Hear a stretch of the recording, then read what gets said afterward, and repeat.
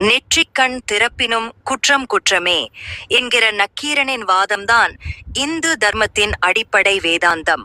கோபமும் ஆவேசமும் மனிதர்களுக்கு மட்டுமின்றி கடவுளர்க்கு வந்தாலும் அதற்குரிய பலாபலன்களை அவர்கள் அனுபவித்தே தீர வேண்டும் என்றே புராணங்கள் வலியுறுத்துகின்றன. மனிதர்களின் செயல்களுக்கு சில தருணங்களில் காரண காரியங்கள் இருப்பதில்லை. ஆனால் கடவுள்களின் செயல்களுக்கு ஏதோ காரண காரியங்கள் இருக்கவே செய்யும். தர்மத்தின் அடிப்படை உண்மைகளை உலகோர்க்கு உணர்த்த இறைவன் அவ்வப்போது நடத்திய நாடகங்களே நமது புராணக் கதைகள். அவற்றில் தொன்று தொட்டு தலைமுறை தலைமுறையாக சொல்லப்பட்டு வரும் கதைகளை வெவ்வேறு காலகட்டங்களில் பார்க்கும்போது புதிய தத்துவங்களும் கருத்துக்களும் புலனாகின்றன. பரமேஸ்வரனே பாவம் செய்த கதை ஒன்று உண்டு.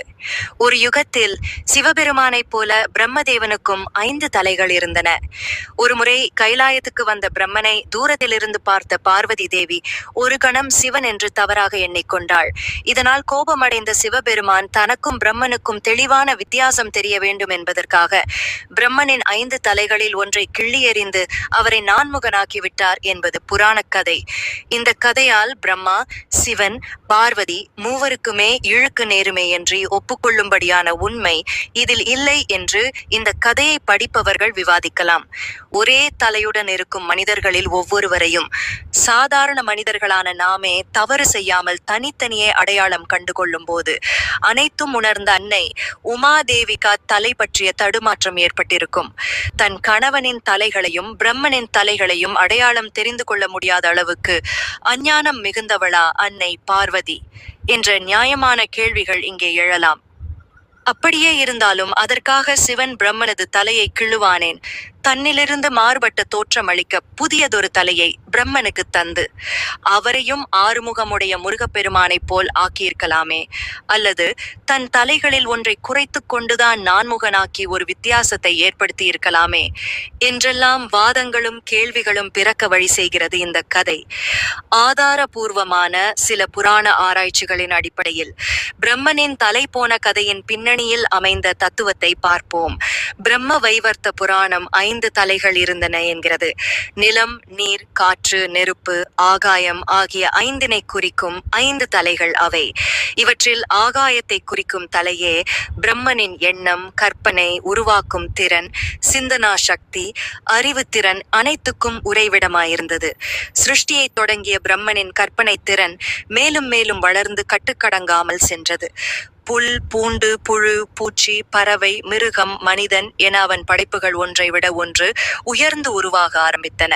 திறமைகள் வெளிப்படும் போது ஏற்படும் மகிழ்ச்சியில்தான் சில நேரங்களில் கர்வம் பிறக்கிறது. அனைத்தையும் படைத்த பெருமையில் பிரம்மனின் அகங்காரம் அவரின் 5வது தலையை சற்று கணக்கச் செய்தது. தன்னையே நாபியில் உற்பத்தி செய்த நாராயணனை கூட அவர் அப்போது சற்று மறந்துவிட்டார். சிருஷ்டிக்கு மூலாதாரமான பஞ்சபூதங்களையும் படைத்த பரமேஸ்வரனையும் அவர் நினைக்கவில்லை. அனைத்தும் தன்னால் படைக்கப்பட்டது என்று அவர் எண்ணிய போது அவர் அகந்தைக்கு காரணமான 5வது தலையை ஆதிசிவன் மறையும்படி செய்துவிட்டார். பிரம்மனின் அகங்காரம் எனும் தலை மறைந்தது. சிருஷ்டி புனிதமானது. ஆனால் பிரம்மனின் மறைந்து போன தலை ஒரு கபால திருவோடு வடிவில் பரமசிவனின் வலக்கரத்தில் ஒட்டிக்கொண்டது.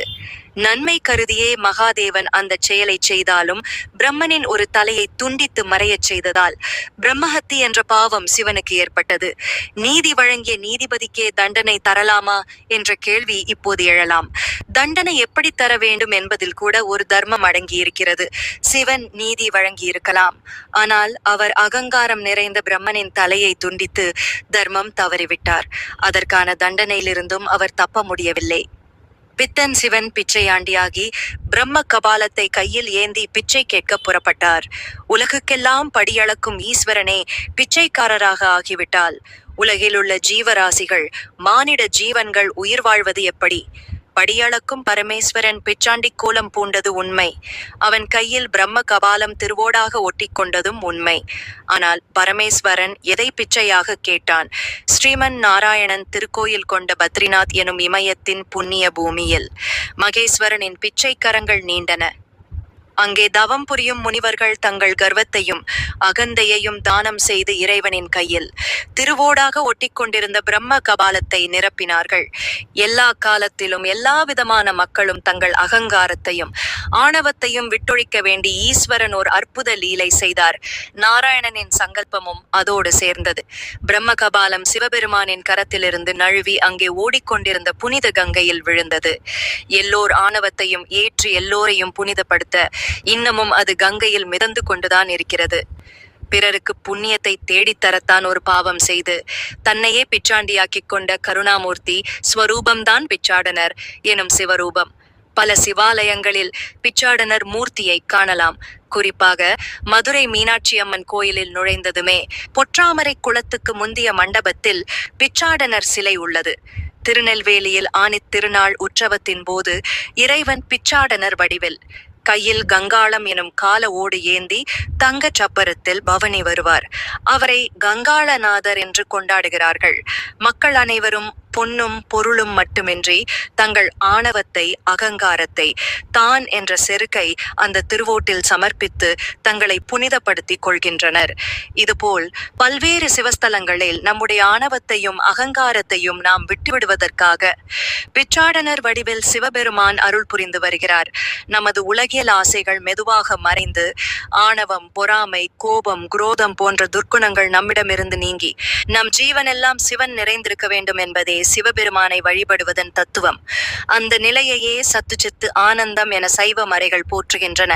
அதனை விளக்கும் தோற்றமே பரமேஸ்வரனின் பிச்சாடனர் வடிவம்.